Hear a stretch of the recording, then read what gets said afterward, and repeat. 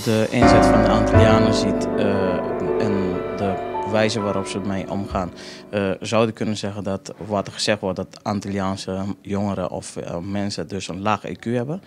Ervaart u dat zelf of hoe kunt u dat vertellen? Nee. Ik heb dat nooit ervaren. Ik heb het wel pas gelezen. Die indruk heb ik volstrekt niet. Ik denk wel dat je, als je kijkt naar vraagstukken, maar dat geldt ook voor autochtone jeugd. En dat geldt voor heel veel groepen. Als je kijkt naar de ontwikkelingen, participatie en emancipatie. Dat je wel goed moet kijken ook naar het vermogen van mensen. Hun capaciteit, enerzijds capaciteit in denken, zeg maar, het IQ.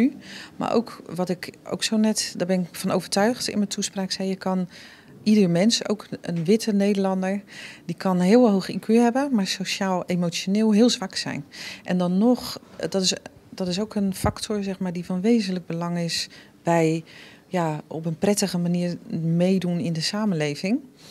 Hoe hooggeschoold en hoe hoog je IQ ook is. En ook dat aspect vind ik wel, en dat heeft niks met de Antilliaanse gemeenschap te maken, maar bij het integratiebeleid, maar ook bij het jeugdbeleid bijvoorbeeld, dat een beetje onderbelicht blijft. Dat kan een oorzaak zijn, dat men dat nog meer moet ontwikkelen.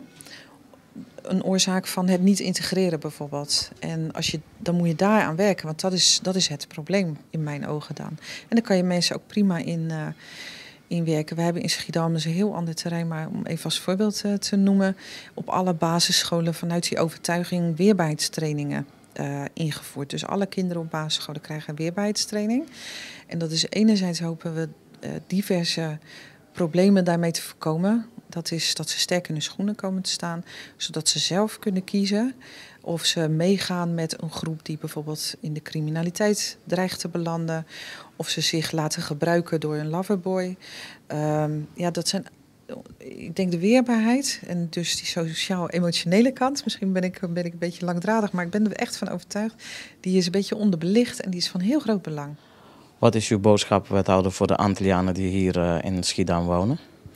Ik vind het erg belangrijk voor Antillianen die in Schiedam wonen, net zoals voor andere groepen, dat zij zich thuis voelen in onze stad. Dus welkom, dat ze zich echt welkom voelen. Ik hoop daar als wethouder en de gemeente daar een bijdrage aan te kunnen leveren door dat uit te spreken, uit te stralen, maar ook juist in onze daden dat te laten zien.